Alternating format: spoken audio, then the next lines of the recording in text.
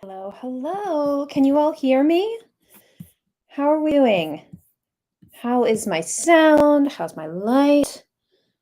How's my hair? Hi everyone. We have a lot of people in here. Oh, I'm so excited. Hi everyone. Happy New Year.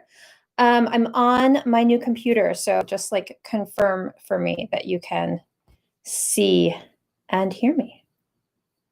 I'll just preen in the meantime. Hi everyone. Hi. Hello. There we are. So I take it you can hear me. You can see and hear. Thank you. Thank you, Kate. Hi Trisha. Hi. I'm seen and heard loud and clear. Happy New Year. Happy New Year. Hi everyone. So this is fun. The first of the month is falling not only on a holiday, but on the first of the on the first, guys, newsflash. The first is falling on the first of the year this month. No, it's exciting. It's exciting when we have a special occasion in conjunction with our Patreon release. That's all I'm saying. Happy New Year. I'm so glad to see you guys. So excited about our new Patreon release today. So if you're new with us here on YouTube, I always do a live stream on the day that we release a new pattern on my Patreon. And today the release was the Barbie top. So I'm wearing one of the versions that we made for the photo shoot.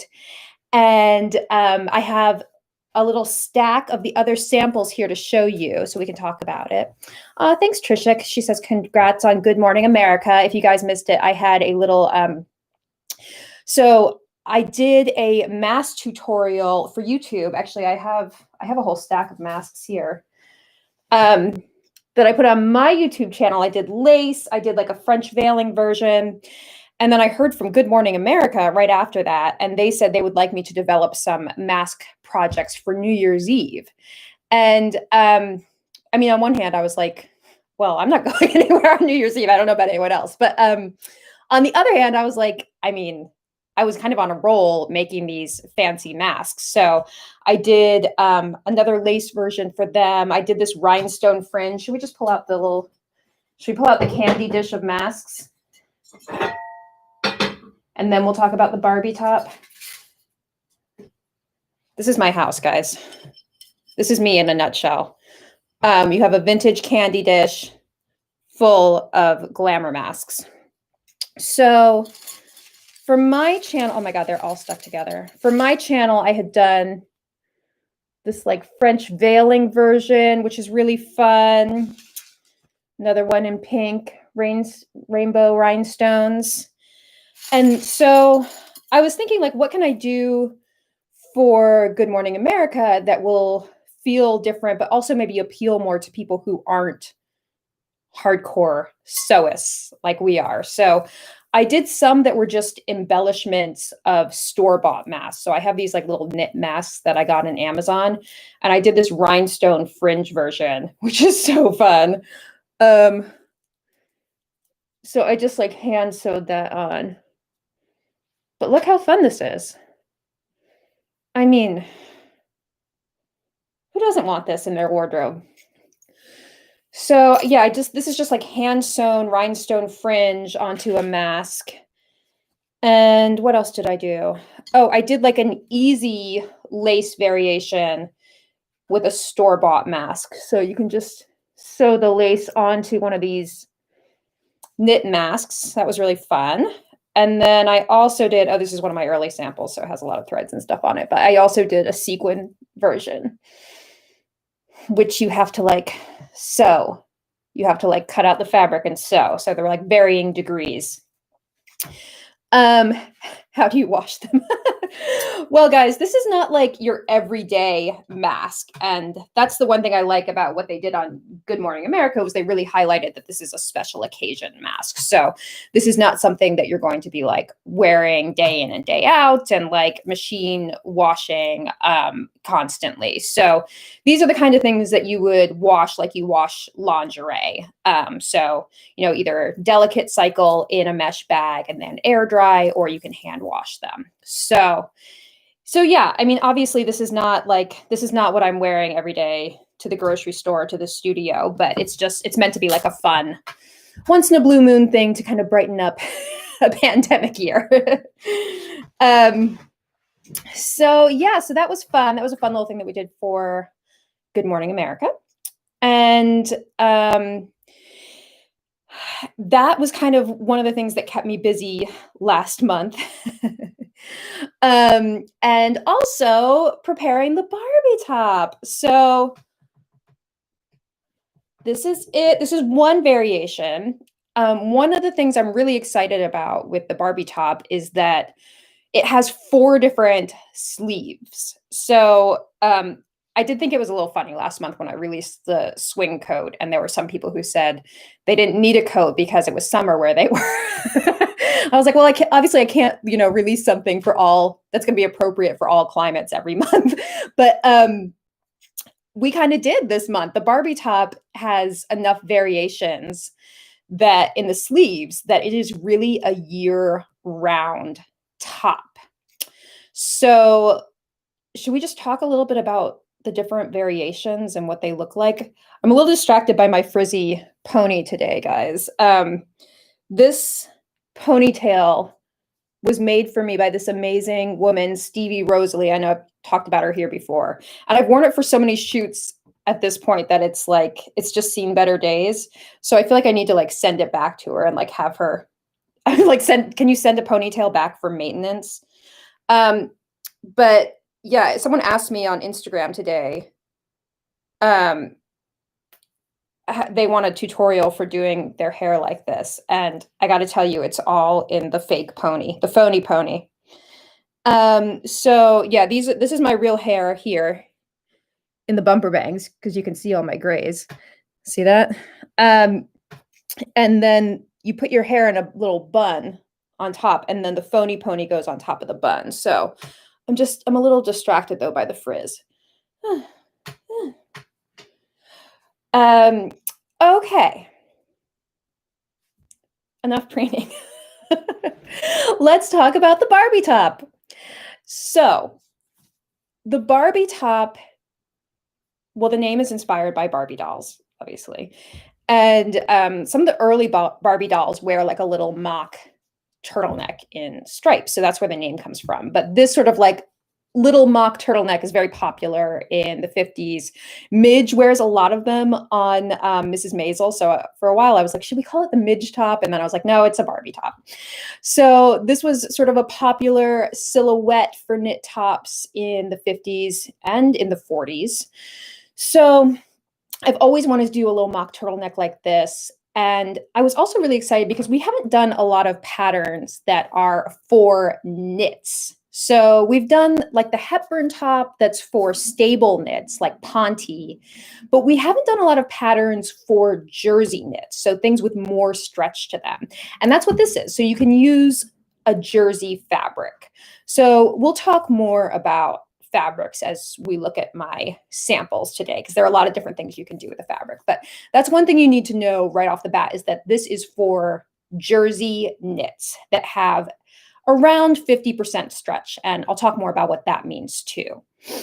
So I'm very excited to do a knit top. A lot of people are scared of sewing knits. It's really not hard. So I wanted to give you a lot of tips in the video on Patreon. I don't use a serger for this top at all. It's all done on a sewing machine with a stretched needle and a zigzag stitch. So it's very easy. And I hope that what people get out of this is that if you use the right needle and the right stitch, that it's actually surprisingly easy to sew knits. Yeah, so someone just said my vintage casual book. I wrote a book, God, maybe like 8 years ago now, called Gertie Sews Vintage Casual. And that was the last time I did a jersey knit pattern. There are like 2 jersey knit tops in that pattern. So let's talk about the different variations. Actually, let's talk about sizing first. So all of our Patreon projects come in sizes 2 through 20, and that's US sizes. So the largest size is a 53-inch bust, and the smallest is like 30.5 inches at the bust. And we also do separate cup sizes to make sure that you can get a great fit no matter your bra size. So knits tend to be more forgiving in the bust because they stretch to fit. But I think a lot of patterns and clothing manufacturers think that like knits are just going to fit everyone no matter your bust size. And the truth is you do tend to run into fitting issues around the bust in the larger cup sizes. So it was really important to us that we add a dart in the F through H cups. So there are two different versions that you'll see of the top.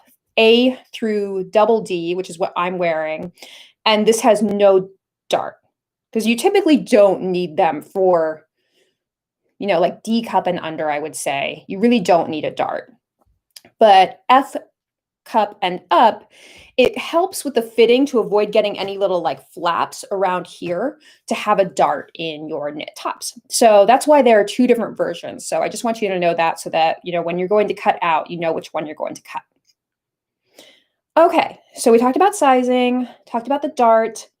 Let's talk about the different variations. So I'm going to show you, this fabric really screams Barbie, right? This is one of the first ones we made. And this, I would say, and this has a 3/4 sleeve, by the way. So this fabric is probably the most, I would say it's the best choice for your first Barbie top. And you're going to get great results with this fabric, and it's a very common fabric. It's a cotton spandex blend jersey, okay? And these are very common. What you're looking for is 95% cotton and 5% spandex, and you're looking for cotton jersey knit, okay? And so this fabric all tends to have the same amount of stretch, which is why you're going to get great results and you're going to get the fit that you see in the photos if you use a fabric like this. So that's why I really recommend this as sort of like your starter fabric, your basic Barbie top. But then we also wanted to show you ways to get adventurous with it. But if it's your first time sewing knits and you're feeling a little nervous, you've never sewn with knits before, you just want to know that you're going to get the results you see in the photos, I would say start with a jersey knit like this. So if you go shopping in the store, you're going to want to stretch the fabrics to see the percentage of stretch that they have, unless they have that content on them, 95% cotton, 5% spandex. If you're not sure how much stretch it has, you can just take 4 inches of the fabric in your hand like this and stretch it.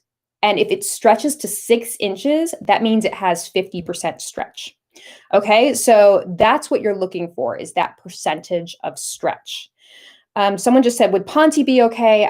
Ponte is considered a stable knit, and it typically has less stretch, usually around 30%. So it's not what I would call a great choice for this top, but that's why we give you the stretch percentage, because if you find like a lightweight Ponte that has 50% stretch, you could certainly give it a try. Okay, does that help? So I would really look more for jersey knits for this top. Okay, so this stripe spandex, we got all of this at Girl Charlie, which is a website that specializes in knits. So when you join the Patreon, you get a PDF file with the written instructions, and it also has links to all of the fabrics used and supplies used. So if you want to know exactly like what fabric I used, you can just click on it. So these stripe knits are from Girl Charlie, and they're great. I would say you're going to get the fit you expect, and they're just a really good choice for this top. All right, so this sleeve you can see is more like it's a set-in sleeve, and this is the 3/4 length. We also did a short sleeve version. And this is the same fabric, just a different color. I love this like aqua stripe. And this one has a little short sleeve. So there's a short sleeve cutting line as well for the set-in sleeve. And this is the same fabric. And you can see the length here too. It goes to about the mid hip, right? About right there. So I feel like that's a great length for tucking in. And it's also a really cute length if you're going to wear it out too. Okay, the aqua looks different live. It actually matches that Stanwyck skirt that I wore. I have the felt Stanwyck skirt that I wore with it, and it matches it like perfectly. So that was why I paired that with the Stanwyck skirt. Yeah, the aqua is beautiful, and that knit just sews so nicely. Okay, and then I did one more in this striped jersey from Girl Charlie. And that's this black and red version. And this has the same sleeve that I'm wearing on my top now, except it's not in contrast. This is what we're calling the armhole band. And it's really cute in a contrast color like on the leopard that I'm wearing. But in this one, the stripe one, I made it in the same fabric, and I actually matched my stripes on the front. They don't really match as well on the back. You have to like pick your battles sometimes when it comes to matching your stripes. So I was like, I know I'm going to get a good match on the front, but not so much on the back. So you can't really see where I match it, which is what you're looking for. So I did the stripes on the armhole band. I love this one. This is one of my favorites. So that is the armhole band version. Reminds me of the Poison Girl. Oh my gosh, that's so funny. Yeah, this was, when I was working on this, I actually texted Amy. I was like, we're doing a top that I think you're really going to like because it reminds me of your jailbird blouse. And then I sent her an early picture of it, and she like freaked out. She's very excited about it. So yeah, definitely was probably inspired by Amy. This is very much in her wheelhouse. So there's that one. Oh, and what did I want to say? Oh, there is some waist shaping. There's like thread all over this. There's some waist shaping on this. You can see how it kind of dips in at the waist and then goes out at the hip. So that gives you a nice little silhouette. Oh, okay. And then the one I'm wearing, also the armhole band. This is a different fabric. So now we're going to talk about like fancy fabrics and ways that you can like take it to the next level. If you've like tried out the cotton spandex jersey and you want to have a little bit of fun with this, you can try different fabrics that have slightly more or less stretch. Just be aware that you might get a slightly different result. And I definitely found that in my experiments. So the one I'm wearing here, this is actually a wool jersey from B&J, and it's beautiful. And it has a little bit more stretch than the cotton jersey. And that kind of resulted in a little more of a loose fit. See how it's just like a little blousier here? The more stretch your fabric has, the more give you're going to have in the fit. So you may wish to size down, or you can say, oh, it's just a relaxed top. I'll just, have a little more ease in this one. The other thing I did with this one was I did ribbing on the armhole band and the neck band. I found from B&J this really wonderful Japanese cotton ribbing fabric. So ribbing is really funny sometimes. It comes in like a tube, right? So it's like if you had knitted it in the round, and it's this tube.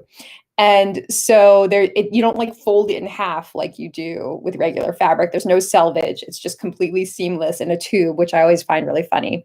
And it's a great fabric for doing cuffs and neck bands and stuff like that. And so I thought it would be a great match with this leopard.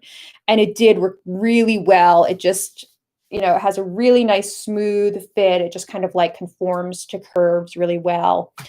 And I really loved working with this ribbing.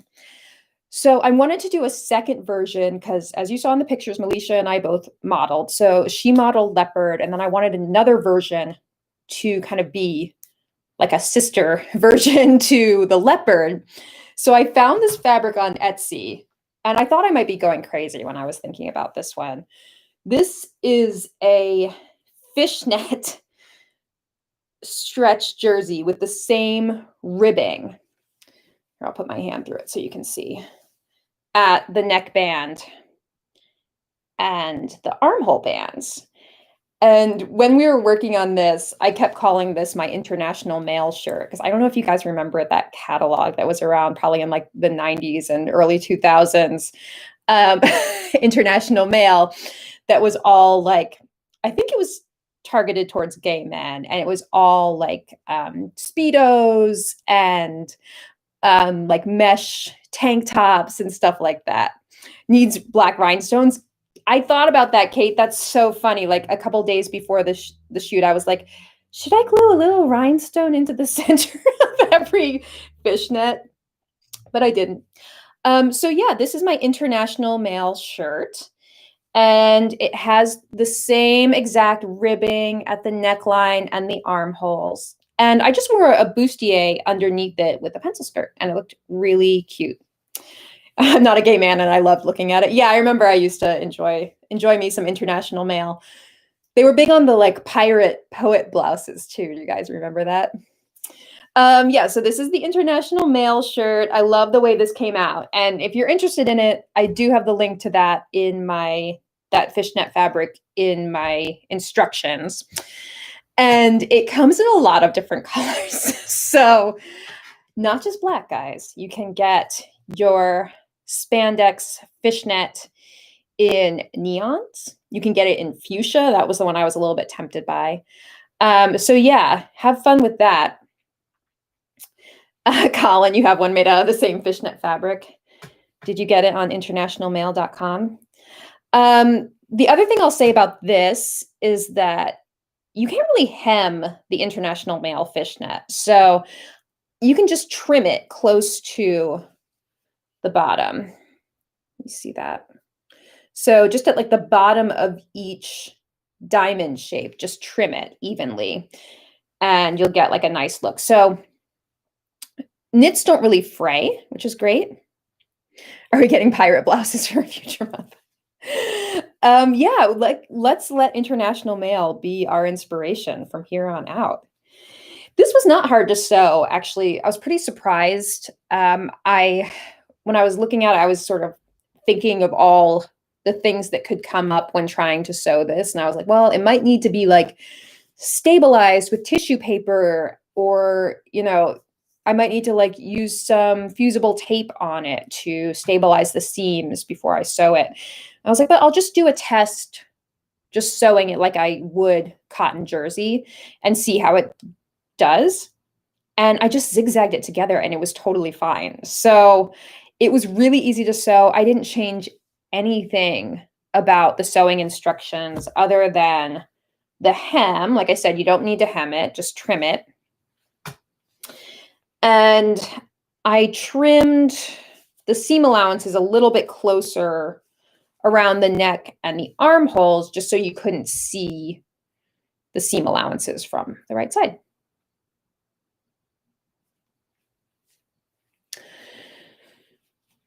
Why is it called the Barbie top? Oh, I explained that at the beginning. It's because Barbie dolls in the 50s had little mock turtleneck tops in stripes that were kind of like this. So hence the Barbie top.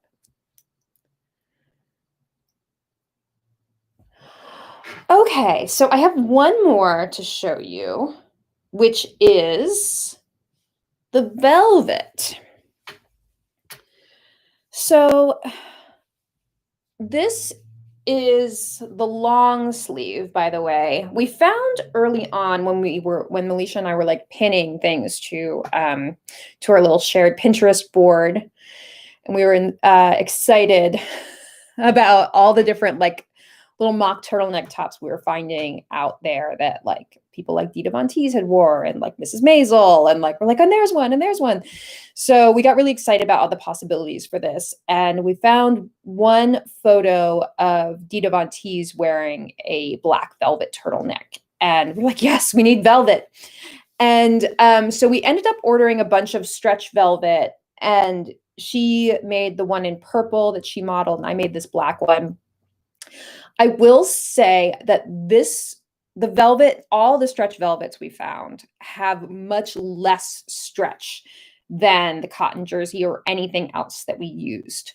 So it's easy to sew and it looks great, but it's really it's more challenging with the neckline to get it over your head. So I would say I give you a lot of tips in the video for sewing this neckline. You have to kind of stretch it and use the right stitch so that it retains the stretch that you can get over your head.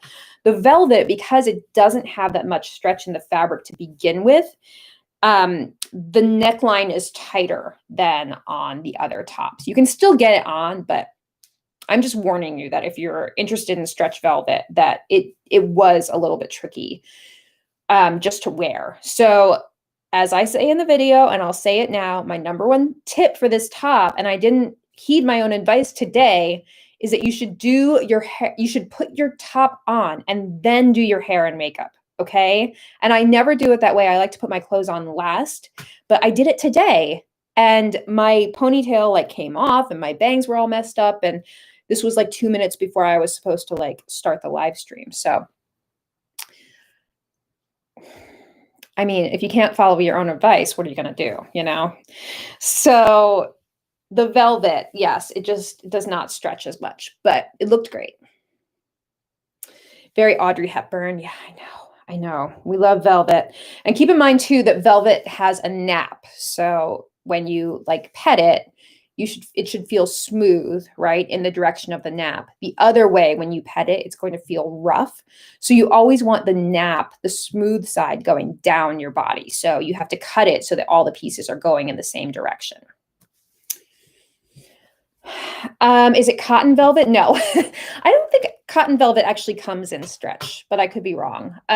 The stretch velvets that you find with a knit backing like this one has are going to be like a poly spandex blend. Okay, so let's see. We can talk a little bit about the sewing of the top. Like I mentioned earlier, you don't have to have a serger. That's like one of the most common questions that people ask me about sewing knits is, do I have to have a serger? And the funny thing is, I feel like I end up using my serger more for wovens than I do for knits because I tend to use my serger just for seam finishing. And with knits, you don't really need to finish the seams necessarily because knits don't fray like wovens do. So the only way that you would really use the serger, and the way that I use my serger with knits sometimes, is to finish the seam allowances after I sew them on the machine.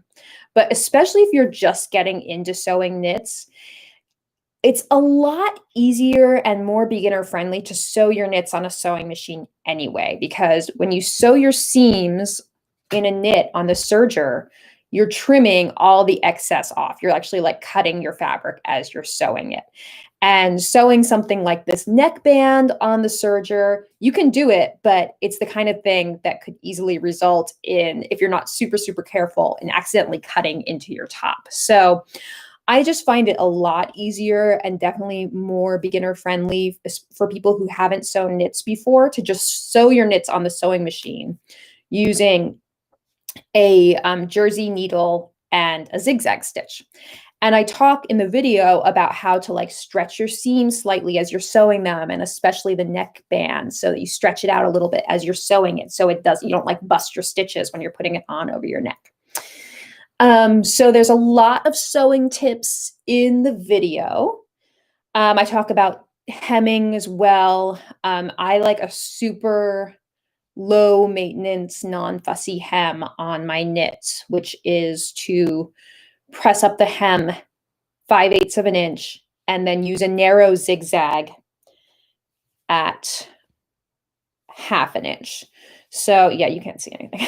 You're not gonna be able to see that. So you just, it's like just a very,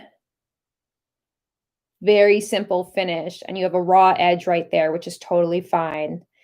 And I mean, personally, I think it's the easiest way to sew knits, and you don't need to buy a serger to sew knits at all. So everything I show you in the video is done on a sewing machine. I do talk about places where if you had a serger, you might do a seam finish with a knit with a serger now, but it's not at all required.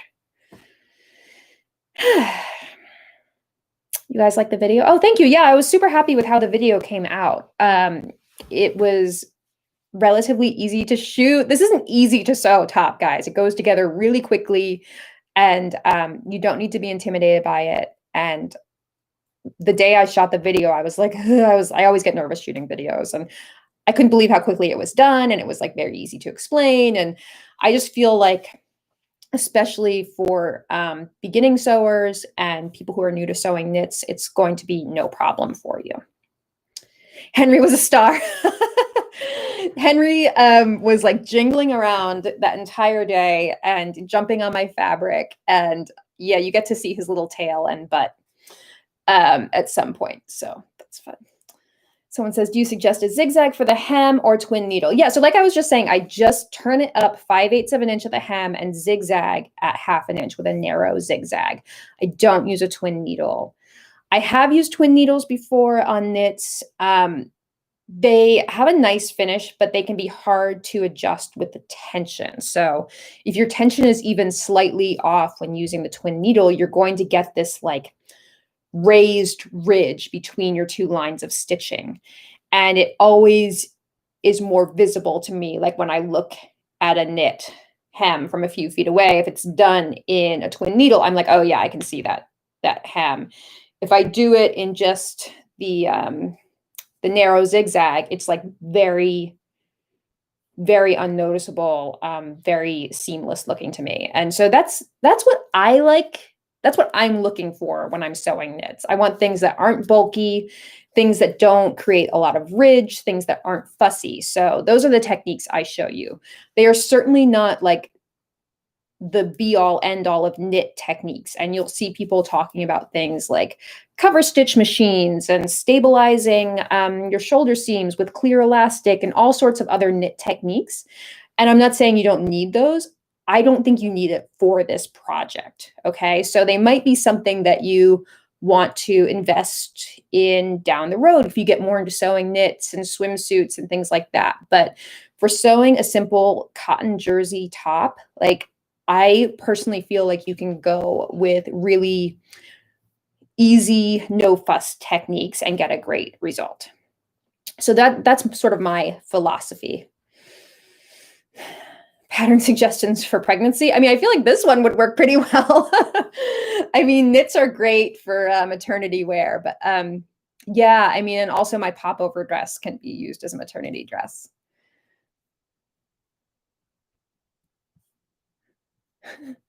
Misty said, I'm a new sewer. Can you please make a different style mask? I love the sexy spin you put, but it was a little advanced for me. So funny, we were just talking about the masks that I did on Good Morning America, which are on the Good Morning America website, and they're all beginner-friendly, fancy masks. So your prayer has been answered, Misty. Go check those out. Yeah.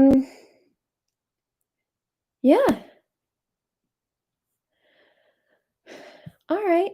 Any questions, guys? Any questions about the Barbie top specifically? Anything you feel like I didn't go over that you're wondering about? Questions about knits? All of that? Yeah, I mean, again, I would say if you need some knit techniques review or introduction, like definitely watch the video on Patreon, because I have a little section on picking your fabric, on the supplies you need, the machine needle you need, and I show you every step of the way. I'm looking at international mail pics now. Someone said, how much fabric is required?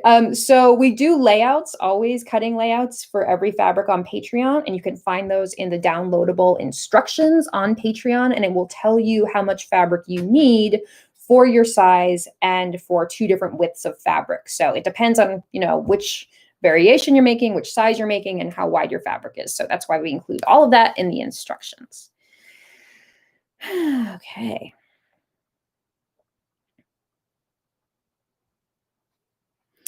Do I have details on the neck circumference sizing? I don't, but I feel like that's something you could find pretty easily by measuring the pattern piece.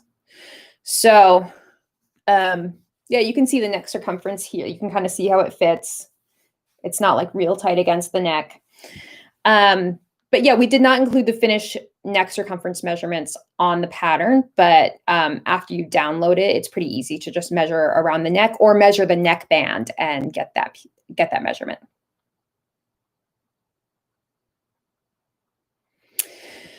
Oh, that's a good question. Elaine says, since it's a knit, is there negative ease? So for every pattern, we give you the range of ease you should expect in the major measurement areas, bust, waist, hip, and sometimes the bicep. So you can go again onto that instructions PDF and find the finished measurements chart. And above that, I always write a paragraph that tells you the exact range you should expect in terms of ease. So like Elaine was just asking, for some cup sizes, you may have negative ease on this top in the bust only. So it depends on what size you're making and what cup size you are, because like I said, there is a range of cup sizes, A through double D, and then F through H. So the range of ease, I believe, for the bust is between 1/2 inch of positive ease to 1.5 inches, I think, of negative ease. And the size I wear, which is the 6 in the A through double D range. So for my size, I would normally cut double D. I have 1 inch of negative ease in the bust and then 2 inches of positive ease in the waist. So it varies throughout the garment. The bust is intended to be very fitted, and then there's just a couple of inches of ease in the waist.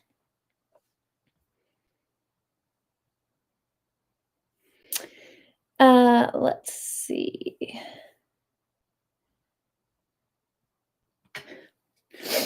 Lisa said, I've made a few knit tops before and have found that they tend to turn out a bit big. Do you recommend sizing down for this particular pattern? No, I don't. I mean, I think it depends on the fabric you're using, and that may be why you're finding a discrepancy between sizing and what you're getting in your sewing. So that's why I was saying earlier that if you really want to get like the exact look and fit intended in this pattern, then I would use the same fabric that we recommend, which is that cotton jersey blend. It really, any different amount of stretch that you have in your fabric versus the sample you see is going to result in a discrepancy in the fit. If your fabric has even slightly more stretch than the one I used, it's going to result in your top fitting bigger. So that's why I really like to focus on stretch percentages and why I really wanted to give you guys one fabric that I could say, like, this is what we made our fit samples in, and this is what will give you the results that you see in the photos. Okay, so I think with knits, people tend to get really experimental, which is great. I mean, you saw my international mail shirt. I also got a little experimental, but you're trying things like slinky knits and different novelty knits, and they all have different stretch percentages. So that is going to result in a different fit. So I would not recommend sizing down unless you're using a different fabric that has more stretch than what we recommended. Or if you like your knits to fit really tight. Because like I said, there is positive ease in the waist on this one. So if you don't want that, then yeah, you're gonna want to size down. What about my question? What is your question? So I hope that helped. Sorry, I'm just going back and seeing. You guys are chatty today. Oh, I see. What about fabrics for the new charm pattern and the release date? So we can get our fabrics ready. Well, I mean, in answer to that question, I would say we don't ever release the fabric requirements in advance. So you will see them on the day that the pre-order is announced. So, and that will be coming very soon. So just hang tight. And once we announce the pre-order, then you can go to the website and see all the fabric recommendations and how much you'll need. So just stay tuned for that. Potential neckline options. Well, for this one, we only released this little mock neckband. But I do think that you could play around with it on your own by making it taller or shorter. So you could have more of a mock turtleneck look by adding height to the neckband. Or if you wanted this to just look like a t-shirt, you could reduce the height of this. So this just looks like a neck binding. Would be really fun. Someone says, what fabric is the pale blue Stanwick you paired with the Barbie top from the video? Yeah, so that's this one that I was talking about. I made a Stanwick skirt in aqua felt. So that's a wool felt fabric. And I do have a video here on YouTube where I make that exact skirt that you're talking about from start to finish. And I talk about felt sources and also how to sew felt. So it's really fun if you've never sewn a felt circle skirt. They have a great, like, super full effect because of sort of like the body in wool felt. And it's a really lovely fabric to sew with.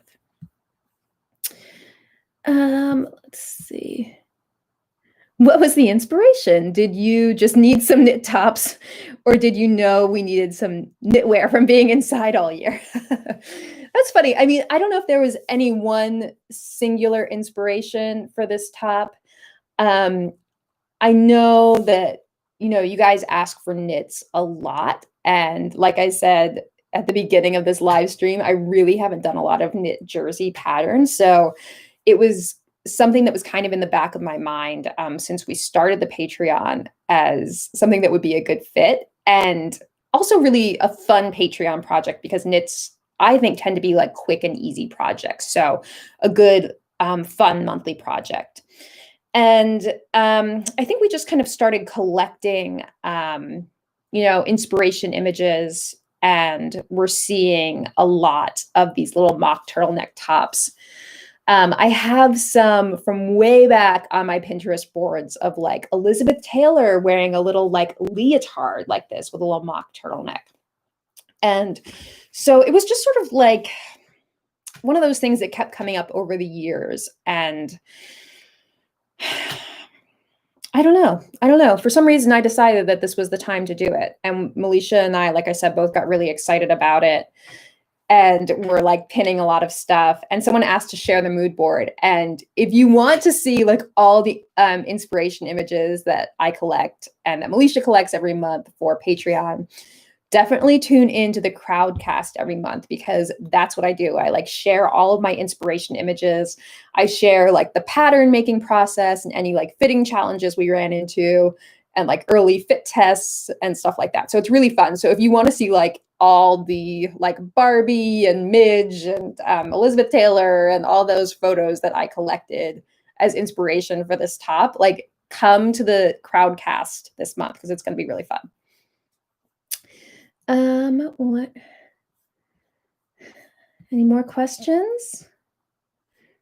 Jen Stosser says, what is the current status of printing patterns in Manhattan, Kansas?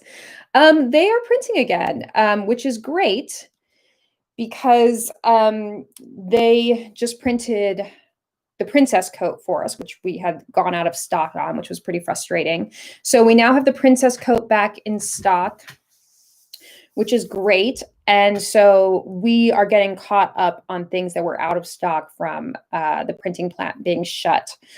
So I feel like we should be able to catch up with everything that we don't have in stock within the next few months. So that's great news.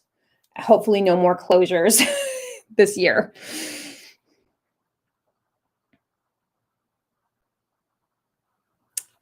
Someone said...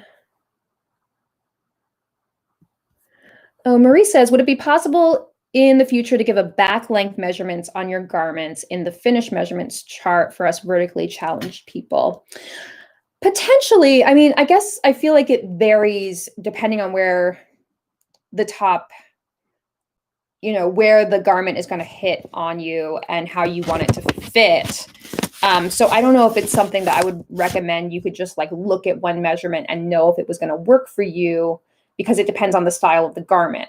I will say that one thing that we did on this top was to give you the waistline mark, which I feel like is the most important place in terms of getting a sense of the length in the torso.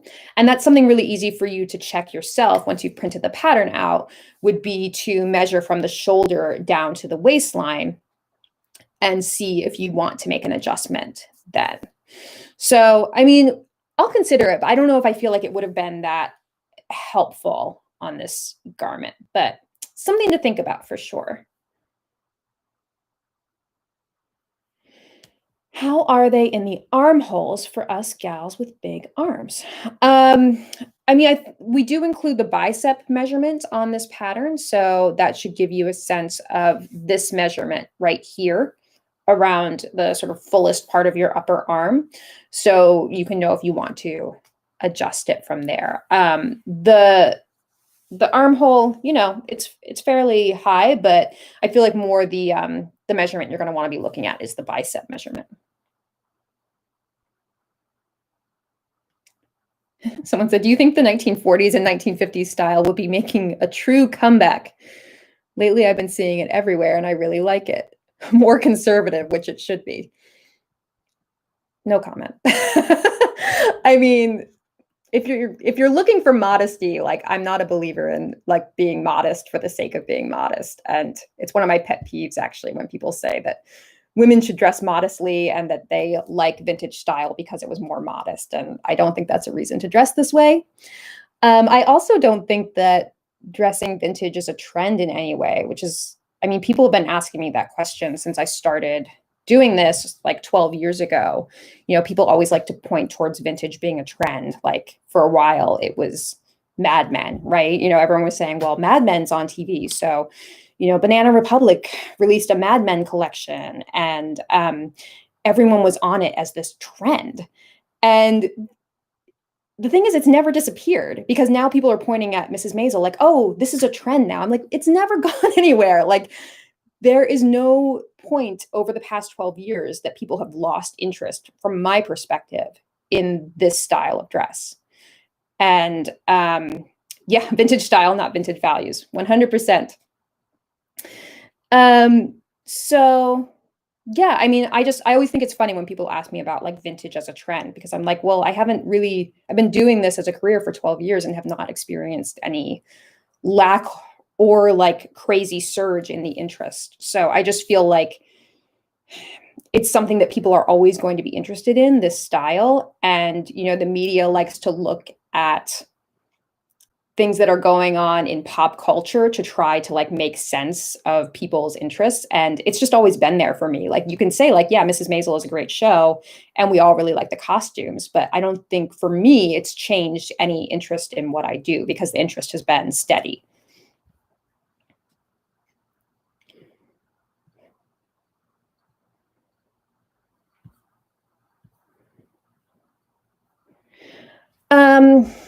Okay.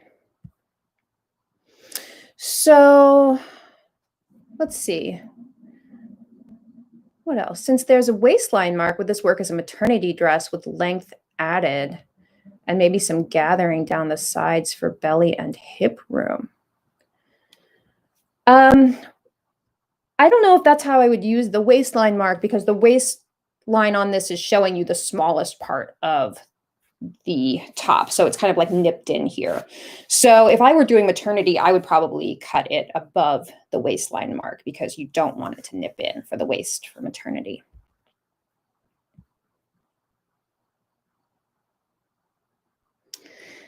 Colin says, I think vintage fashion created such classic lines and silhouettes that will always be in style and isn't just a trend or a fad. Yeah, I agree. I mean, I think that I was trying to explain this to someone else recently too, that I think, even women who don't dress in exclusively vintage fashion have a place for a vintage style dress in their wardrobe. So even if they're not going to go full Mrs. Maisel or full Betty Draper, if you look at the silhouettes, like Colin, you're saying, like the fitted waist, the flared skirt, that's something that's just like empirically beautiful and always will be. So, and women, I think, in general, are attracted to that silhouette. So, even if you're the type of woman who wears like athleisure on a day-to-day basis, you're still, if you have to buy a dress for something, I think a lot of women are attracted to that silhouette. So that era, specifically the like late 40s through early 60s, created this like really beautiful fit and flare silhouette that we continue to look back at. And it's just such a classic silhouette.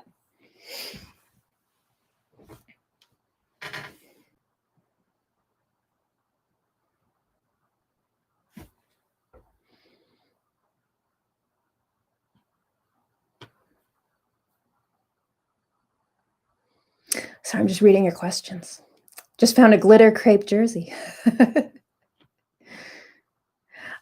I say if I tried any rayon jerseys? I didn't, but I think you could do it. Rayon jerseys tend to be a little stretchier than cotton jerseys. They have just like a little bit less stability. So you might need to size down. So just keep that in mind. Judy just asked, will the top ever be on your charm site? No, it won't actually, because everything that we do for Patreon is exclusive to Patreon. So it is a membership, it's a subscription. So if you sign up, you get access to everything we've ever done on Patreon. So it's a fantastic deal because you only need to sign up at the $7 level to get the monthly pattern and instructions and video.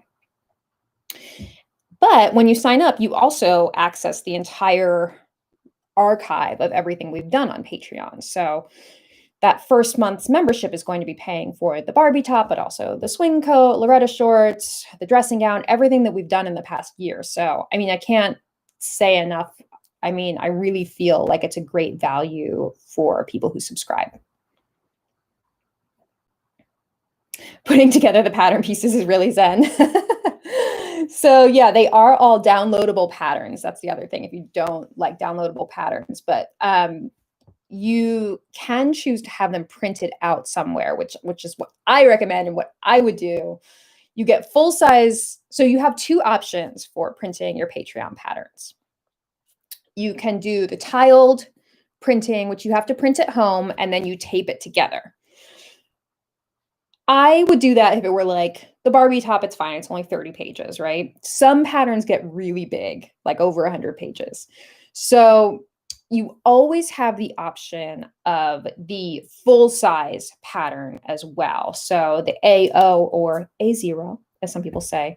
So that's a full size sheet. Those are like 36 inches wide. And you can just send those. I would recommend sending them to an online printer rather than a place like Staples or something like that. Because online printers like pdfplotting.com, which is my favorite, they charge $1.39 a page for AO sheets, which is really fabulous. And places like Staples charge like $10 a page. So there's a big difference in the online printers and the chain printers like Staples and all. So if you're one of those people who would prefer to just buy printed patterns and you wish it was on the charm site and wish you could just order the pattern and have it sent to you, don't let that be a deterrent for the Patreon, because you can join the Patreon at $7 a month and then just send the pattern to someplace like PDF Plotting and have them mail it to you full size, and you just cut it out like you would a tissue pattern. So I hope that helps. That is cheap. So cheap. I'm very excited too, guys, about the changes that we're making to Patreon in February. So I'll talk a little bit about that now, but I don't really have a lot that I can share because I want it to be like a surprise. So on February 1st, that is our 1-year anniversary of the Patreon. So we are giving it a whole new spin next year, and it's going to have a whole new theme, which I'm really excited about. And there's going to be some changes to the tiers, and there are also going to be new rewards. So we're going to be announcing everything. Spoilers. I don't want to give anything away, but I do want to say, like, maybe this sounds scary because I don't like change personally. So maybe as patrons, this sounds terrible. But I will say I have had so much fun planning what we're going to do for Patreon in the next year. And it has like reignited this excitement on my end, and also the team of people who are working on this sort of like relaunch of Patreon with this theme that has gotten us all so excited. And everyone I've talked to about it has just been so taken by what we're doing. I know I'm just teasing too much right now, but I will say, don't be afraid of change because it's going to be really fun. And you get unknown change. And you guys are going to love it. I promise you. I promise you. The idea actually came through a lot of the live streams that we did together. So I know that you're going to love it because the idea came from this community. I am not telling you. I'm not telling you. This is too good. But I will tell you that it's going to be announced on February 1st with next month's pattern. And I will give you details of how things are going to be changing in the tiers. So you have like a month to change tiers if you want to, make any decisions you need to make about where you want to be on Patreon in terms of your tier. And then the new rewards will kick in on March 1st. So I'm so excited to show you guys. We've been working really hard behind the scenes on this new Patreon. Yeah, it's going to be really fun. So, I mean, in the end, Patreon will be what it's always been, which is a fabulous new project every month. It's going to be us coming together as a community in live streams and crowdcasts and Zoom, but it's going to have like a fun new twist to it. So it's a twist. So yeah, I get butterflies in my stomach when you talk about the new Patreon changes.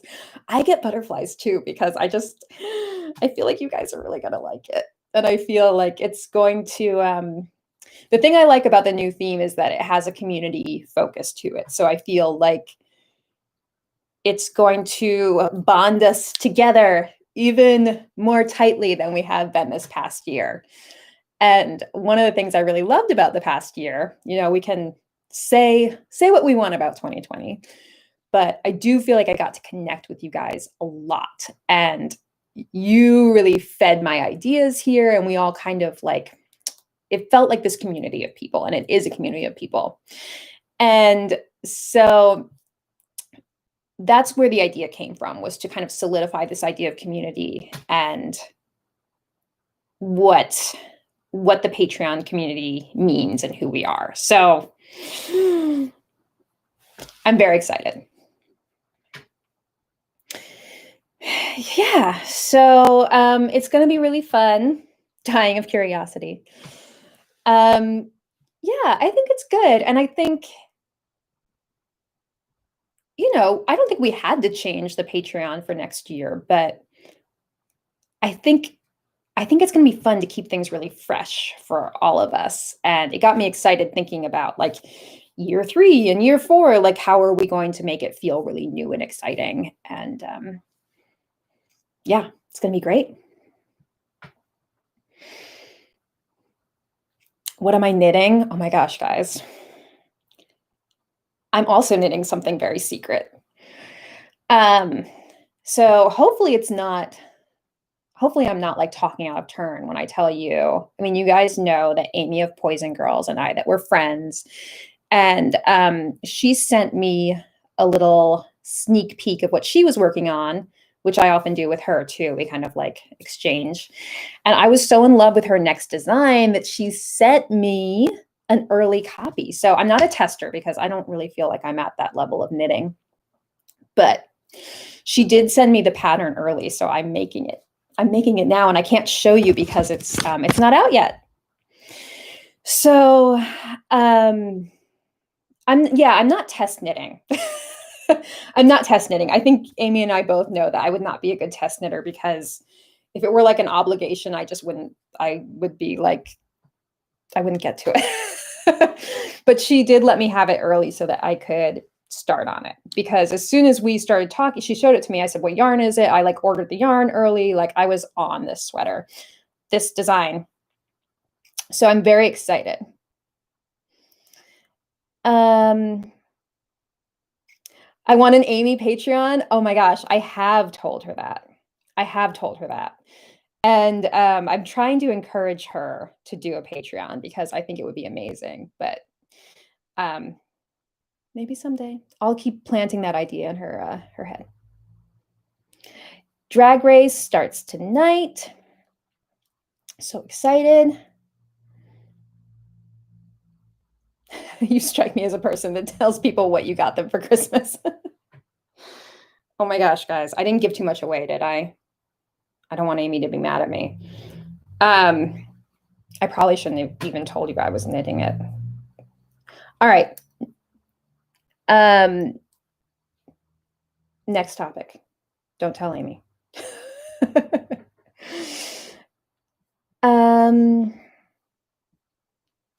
I'm safe. All right, thanks, guys.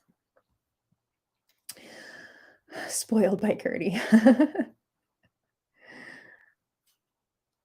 I'm friend knitting.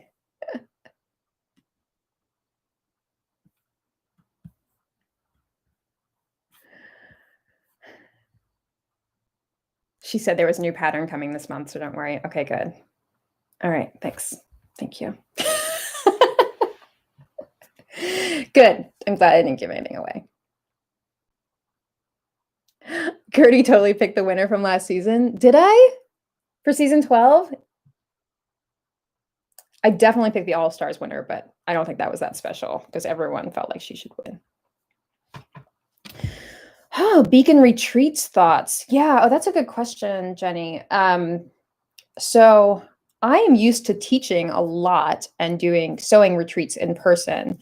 And 2020 was a weird year because I had to cancel all of my retreats because of coronavirus, which, not unusual. But yeah, it is funny. I didn't teach a single thing. I didn't in person in 2020, which is so unusual for me. And a lot of people sort of rolled their registration over to 2021. But I haven't really been able to schedule anything yet because I don't really feel like we're out of the woods here until people are vaccinated. So I'm kind of waiting on teaching for now. And I will definitely announce it to Patreon first once I schedule anything new, and obviously to people who have rolled over registrations first. But yeah, I have no plans right now in terms of the retreats. I'm kind of waiting until we get further along with people being vaccinated here.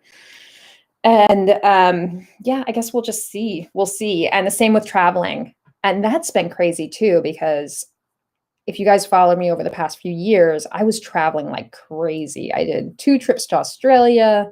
I did New Zealand. I did the UK twice. Last summer, summer before last, I taught in Paris, Berlin, London. I was like going all over the world. And last year it was nothing.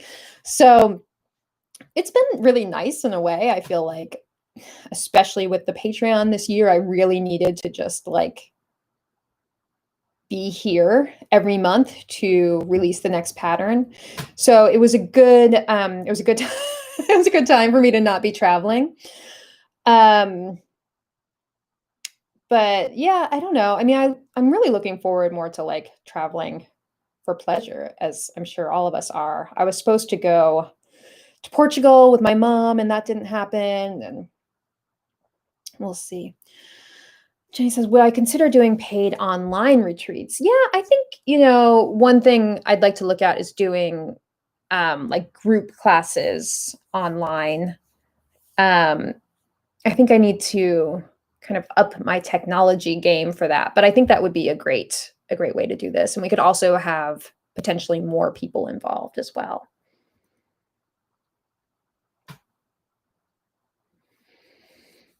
In 2022. Yeah, we'll see. I mean, maybe like fall this year. I don't know. I'm just waiting to see when I can get vaccinated, and I think then I'll feel more comfortable traveling.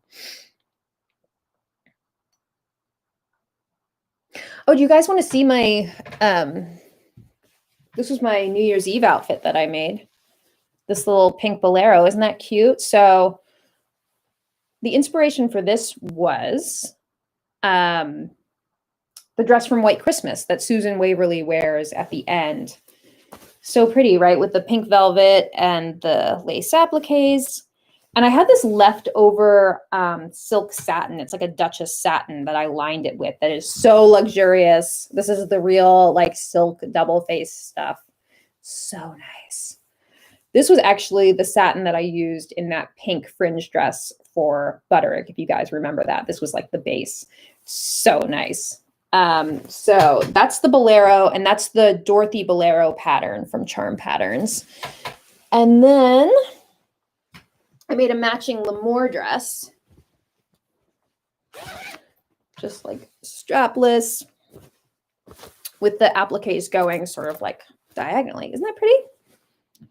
So yeah, it's fully lined. It does have boning in there, lined in the same satin. I didn't line the skirt. Left zipper. So that's what I wore last night for the Zoom party. Oh my gosh, do you want to see my hat? Stay there. Talk amongst yourselves.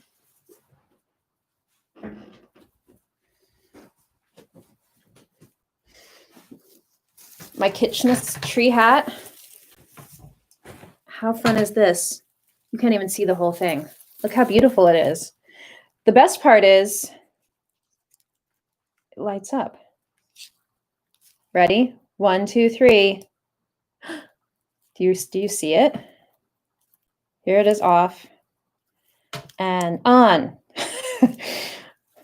It's more exciting in person and in the dark. Yeah, so if you want to live your like Miss Yvonne, Pee-wee's Playhouse fantasy, and they all have these little ties. You can, Marin was wearing one last night too. You can tie them under your chin like she did, and that looks so cute. I like the tulle. It has like a little, so cute, right? It's just like your everyday headwear.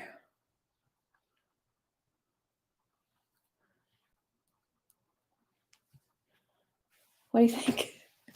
I have to bend down so you can see my hat. Yes, so Miss Yvonne. Just a little something. So this was made by Natalie of La Casa de Flores, who makes these amazing hair flowers and things. So she this year was making these Christmas tree hats, and they are amazing. They're made really well. She made them in a ton of colors and different trims and stuff. They're really nicely made. It's kind of like a wreath the way it's made. And then these little clips on the bottom so you can clip it onto your hairdo. And then with the lights, yeah, she did a really beautiful job with these. So I know she sold out of them this year because they were so in demand. So she says she's already coming up with ideas for next year. And you should definitely order from her because she's amazing. So her Instagram handle is La Casa de Flores. So please support her. Order some hair flowers from her. She's the best. Yeah, uniform hat. Is it hard to balance on your head? No, because it has the little clips. I felt like it was very secure on my head. I will say I kept running into the chandelier in my dining room because I was not used to having that much height. So it was a little awkward, especially when I was like setting up for the live stream and I was like moving things around and lifting things. It's like not a convenient thing to be wearing when you're like trying to work. But when I was just like sitting here looking cute, and taking pictures. It was fine. All right, everyone. It does look good with the bangs and pony, doesn't it? I wouldn't have thought of that. Who would have thunk it? All right, everyone. So it's after 6 now. I've just like talked your ears off. Thank you for joining me today. I hope I gave you all the behind the scenes things you need to know about the Barbie top. So if you're interested in this pattern, it's on the Patreon, and we'll be doing more events this month with Patreon, obviously. So we can talk more about it then. Yeah, that's it for today. So I'm so glad you guys love the new pattern. It sounds like you're really excited. And I'm excited. I told you you guys would love it. Yeah, and I'm just so excited to show you what we've got coming up this year. So it's going to be a good year, guys. I promise. So thank you for spending this time with me. As always, you guys are the best. And I'll see you soon. See you next time. All right. Thanks, everyone. Thanks for hanging out with me. Enjoy Drag Race tonight if you're watching. And maybe we'll catch up maybe sometime next week and we talk about Drag Race. All right. Thank you all. Goodbye. Mwah. Happy New Year.